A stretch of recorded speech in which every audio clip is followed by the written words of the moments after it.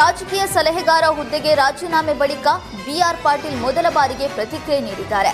ಕಲಬುರಗಿಯಲ್ಲಿ ಮಾತನಾಡಿದ ಬಿಆರ್ ಪಾಟೀಲ್, ವಿಶೇಷ ಬೆಳವಣಿಗೆ ಏನೂ ಅಲ್ಲ. ನಾನು ಯಾವತ್ತೂ ರಾಜೀನಾಮೆ ಕೊಡಬೇಕು ಅಂತ ಇದ್ದೆ. ರಾಜ್ಯಪಾಲರ ತೂಗುಗತ್ತಿ ಮೇಲಿತ್ತು, ಹಾಗಾಗಿ ಅದಾದ ಮೇಲೆ ರಾಜೀನಾಮೆ ನೀಡಿದ್ದೇನೆ ಎಂದು ಬಿಆರ್ ಪಾಟೀಲ್ ಹೇಳಿದ್ದಾರೆ. ಅಸಮಾಧಾನ ಏನೂ ಇಲ್ಲ, ಸಮಸ್ಯೆಗಳು ಇದ್ದಾವೆ, ಸಮಸ್ಯೆಗಳ ಬಹಿರಂಗ ಪಡಿಸಲ್ಲ ಅಂತ ಬಿಆರ್ ಪಾಟೀಲ್ ಹೇಳಿದ್ರು.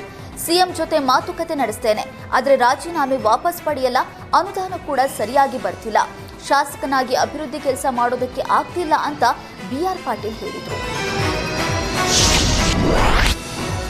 ಸಿಎಂ ಸಿದ್ದರಾಮಯ್ಯ ಆರೋಗ್ಯದಲ್ಲಿ ಏರುಪೇರಾಗಿದ್ದು ಮಂಡಿ ನೋವಿಗೆ ಚಿಕಿತ್ಸೆ ಪಡೆದಿದ್ದಾರೆ. ಮಣಿಪಾಲ್ ಆಸ್ಪತ್ರೆಗೆ ದಾಖಲಾಗಿ ಚಿಕಿತ್ಸೆ ಪಡೆದ ಸಿದ್ದರಾಮಯ್ಯ ಚಿಕಿತ್ಸೆ ಬಳಿಕ ವಾಪಸ್ ಆಗಿದ್ದಾರೆ. ಗೌರಿಬಿದನೂರಿಗೆ ಇವತ್ತು ಸಿಎಂ ತೆರಳಬೇಕಿತ್ತು, ಆದರೆ ಆರೋಗ್ಯ ಏರುಪೇರಾಗಿದ್ದರಿಂದ ಕಾರ್ಯಕ್ರಮಗಳನ್ನು ರದ್ದುಗೊಳಿಸಲಾಗಿದೆ.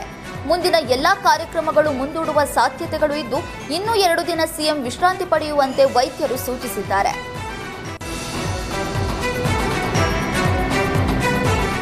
ಸಿಎಂ ಸಿದ್ದರಾಮಯ್ಯ ವಾರ್ನ್ ಬಳಿಕವೂ ರಾಜ್ಯದಲ್ಲಿ ಮೈಕ್ರೋ ಫೈನಾನ್ಸ್ ಕಾಟ ಇನ್ನೂ ನಿಂತಿಲ್ಲ. ಚಿಕ್ಕಮಗಳೂರಿನ ಬೀರೂರು ಸಮೀಪದ ಆಲದಹಳ್ಳಿಯಲ್ಲಿ ಮೈಕ್ರೋ ಫೈನಾನ್ಸ್ ಕಾಟಕ್ಕೆ ದಂಪತಿ ಮನೆ ಬಿಟ್ಟಿದ್ದಾರೆ. ಶಕ್ತಿ ಫೈನಾನ್ಸ್ನಲ್ಲಿ ಗಜಲಕ್ಷ್ಮಿ ಉಮೇಶ್ ದಂಪತಿ 4 ಲಕ್ಷ ಸಾಲ ಪಡೆದಿದ್ರು. 4 ಲಕ್ಷಕ್ಕೆ 3,70,000 ಹಣ ಕೊಟ್ಟಿದ್ರು. ಈವರೆಗೂ 4,50,000 ಹಣ ಕಟ್ಟಿದ್ದೇವೆ.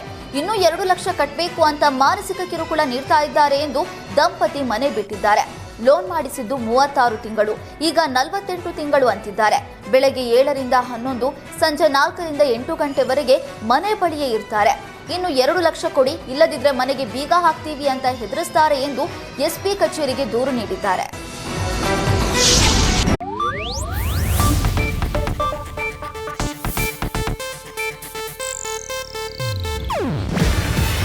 ಇದು ಏಷ್ಯಾನೆಟ್ ನ್ಯೂಸ್ ನೆಟ್ವರ್ಕ್ ಪ್ರಸ್ತುತಿ.